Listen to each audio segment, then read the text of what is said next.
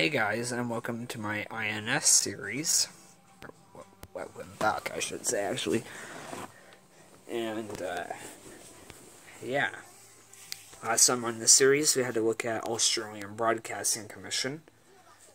And now, today, we're going to be looking at the ABM Group, which was a Canadian home video distributor. So here we go, the background. The ABM Group was a Canadian home video distributor from Ontario. They were one of Canada's largest video companies in the early 1990s. And,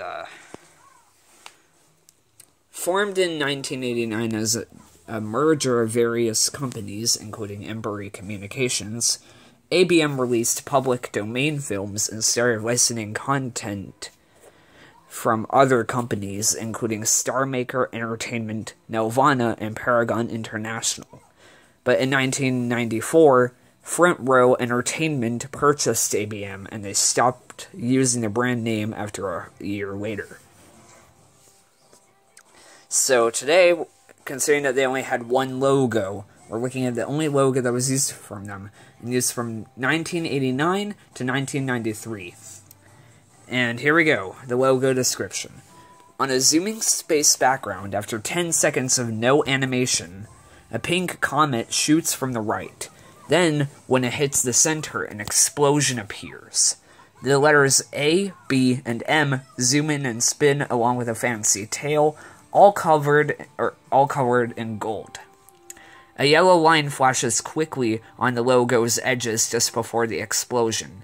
Now really white dust, which disappears, actually. The word presents in brush script font slowly fades in. After a few seconds, the logo fades out, and a warning scroll appears. After 13 seconds, the screen fades to black.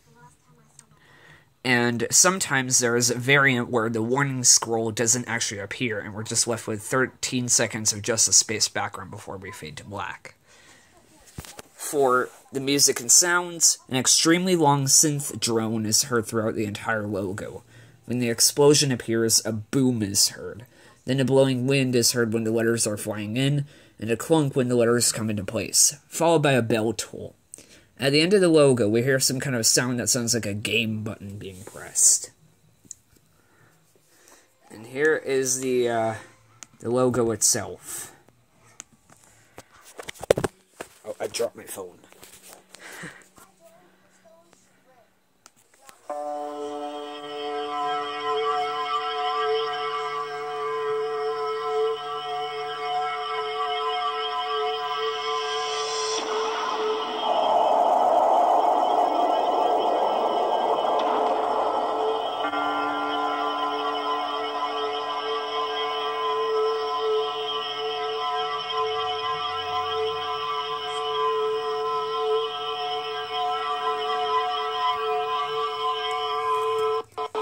Let me try again.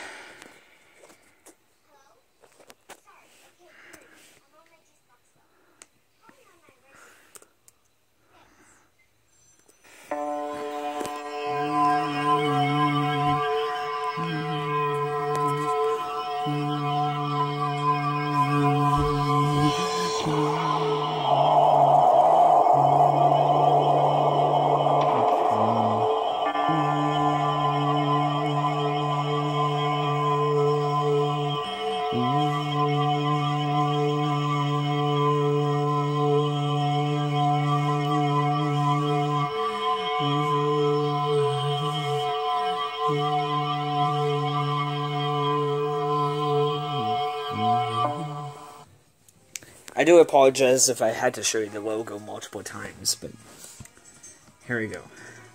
The scare factor for when we reach the thing.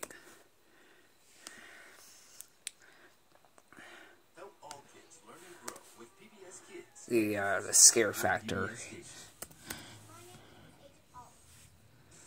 I'm trying to pull up the thing so that we can look at the scare factor very quick. As for the scare factor for the one and only logo, medium to high. The cheapness of the logo combined with the awful synth droning as well as the animation and the letters, especially the explosion coming out seconds after the beginning of the logo, would scare a number of people. But the really cheesy and simple nature of the overall logo decreases its potential. So, now time for the logo review. First of all, the cheapness of the logo. I can really agree, as this logo is very long.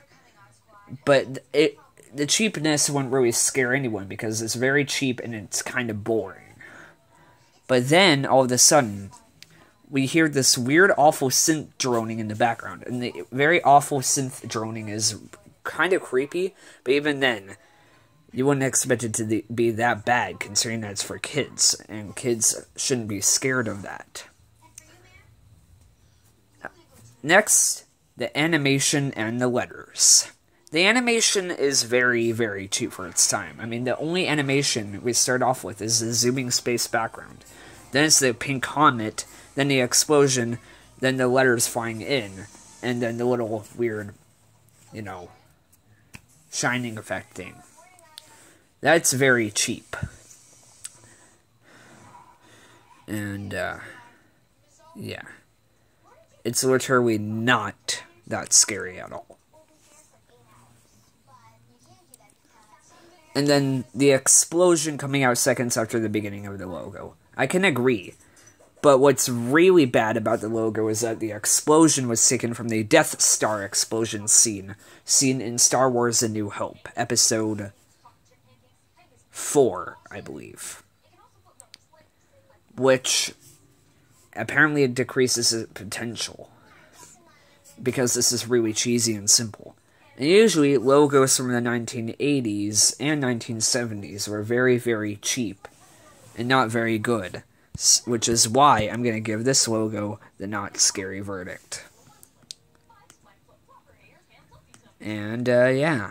I'm going to end this video quick.